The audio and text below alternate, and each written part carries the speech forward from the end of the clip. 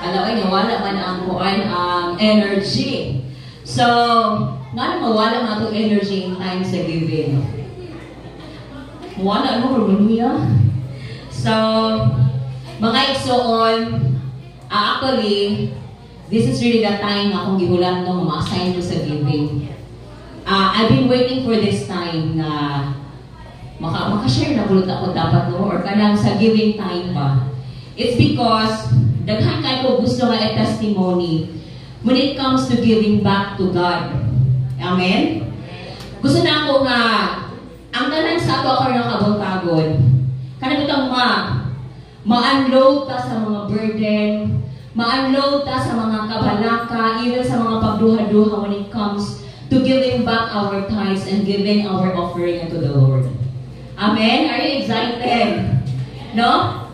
So, mga months ago, naka-realize ko ba nga ako na yung paghatag nila sa atong buhin na Diyos, nagadepende sa ato ang relasyon, sa ato ang level, sa ato ang relationship diha sa Ginoo.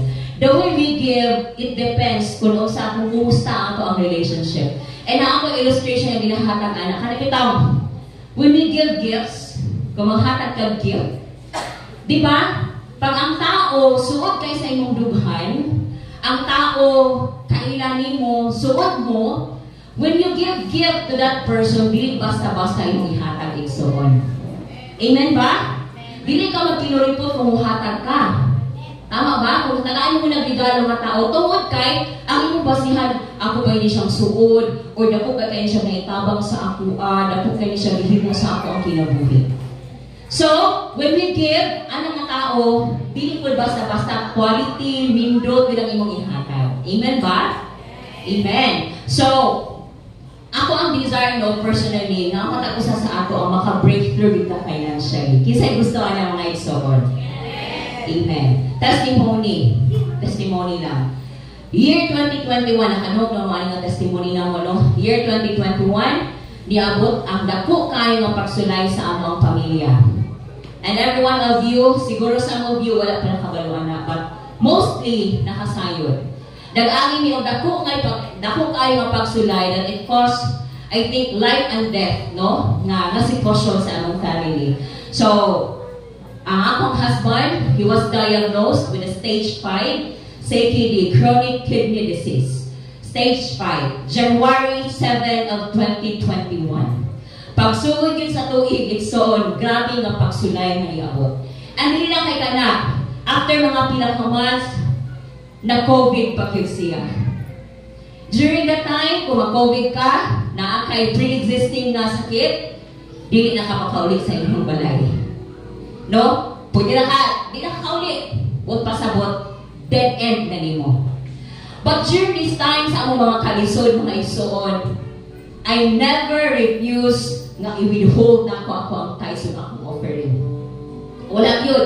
Lord, bahala pag kinausap kayo, pero kanina ako ihatag sa iyo. There was a time sa akong kinabuhin, so grabe ka ubos. I mean, grabe ka lisod ang sitwasyon. Hindi ko ang yun may involve nga mag-bluto meat, kabuting ilay, peanut butter, usap ka ang pamilya na kaabaluan na. And, maski sa yung nga income na ako, gakuha na kong tithes. Gakuha kong tithes di ka na. And you know what? The restoration na ginabuhat sa Ginoo, diligid niyo mo masukot. Karami itong ginigod, you cannot outgive God. Diligid niyo mo outgive ang Ginoo. So doon man, nga mo ang experience, grabe kami son, ang kuryente, tabukat kabulan, hindi niyo makabayad, ang tubig, ang balay, sige na lang may teksay nga, uy, mag-overdue na katawagan ulit ko. No? But, dili gihapon ako i-withhold nga ako, naging bayad sa kuryente, ang ibayad sa balay nga ako, ang tayo sa offering, Lord, para rin sa imo ha. Now, you one day, Lord God, na maka-experience with me a breakthrough. And, true enough, the Lord has been so good and He's been so faithful. Ang customers ni Roger sa unang ang pipila ng kabuok. Sa ayaang, before pa nag-pandemic, before pa siya nagkasakit na yung anto. Pipila lang, namin income ato na tayo. But totally nawala. But this year, I think last year, mag 1 year from December, God totally restored it. ang dili lang isa duha, daghan nga customers ang gibalik sa iyaha. And one more thing, gi-entrust sa Lord o gi-grant sa Lord ang desire niya magkaroon siya gasoline station. Wow! Though hindi na siya kayo sa alalagahan sila, pero gusto na akong i-testify sa inyo ang isoon. God is good. At unsa man ang iyang i-promise sa imuha na ay perfect na time nga iyang ihatag. Mayon may pila ang tides karunhan. Ayaw kalimti mo ang tides ha, ihatag. Usay dili pa maabot ang Sunday yan ang ipuno ka din siya ni. Why? Out of gratefulness. And siya willing ko mahatag isang 1 million na tides. Pila na ng income. I believe it will come to pass. It will come to pass. Why? Our God is great. And unsa iyang i-promise, iyan ang i-fulfill. So this morning is your third eye ko, no? Third hilak na dyan ko. Kaya hindi na ko makontain ang kanang itong gabahatod sa Ginoo nga pag-overflow. Grabe nga pag-overflow. Gusto na ko ipahinambog nga nga itong Ginoo dili pagkakon igsoon. Pagmuhatag ka, mukuot ka sa imong busa, gi-prepare mo ang imong paraihatag sa Lord. Bear in mind, wala ka nalintan sa Ginoo. There will always be a perfect time ipa-experience sa Ginoo sa imong sa kabutang na never pa nimo na-experience sa imong kinabuhi. Kinsay gusto experience ana. Amen? All of us gusto mong experience sa kalagayang ibuo sa Diyos sa atong mga kinabuhi. And so this morning, I know naka-prepare naman mo sa iyo ang mga tithes, no? And offering. But if naalam nyo i-instruct ang Lord sa inyo, ha? Obey it. In obedience, there is blessing. Pag mo-obey ka sa Lord na ay panalangin. Panalangin na din basta-basta igsoon. Malindog ta? And atong i-commit sa Lord ang atong paghatag karon. Or maybe desire pa lang sa imong kasing-kasing, Lord, gusto gid ba yung ikuhatag, pero kakita gid ka sa akong sitwasyon karon walang-wala gid ko. Akong i-offer sa ko sa imong atong kinabuhi. Let us ask the Lord na tagaan tag chance igsoon. Nga out of kanang respond nato sa gugma sa Dios na atong nanawatan, mahatag pud kaniya sa iya. You know what? Our tithes and offering needs a temple. Need ani nga church. Kita ang gamitan sa Ginoo. Wala lang gamitan ng Diyos kundi kita. Father God in heaven, Lord, karon ang kabutagod dako kaya ang pagpasalamat sa imo ang gugma kanamo nga walay paglubad. Eternal nga gugma imong gihatag kanamo. Ug kana nga gugma imong ipamatud-an pinaagi sa imong paghatag sa imong buktong anak nga mao si Jesus Christ to forgive us, to save us, Lord. And karon nga kabutagon, this is our given time. Father, allow us to realize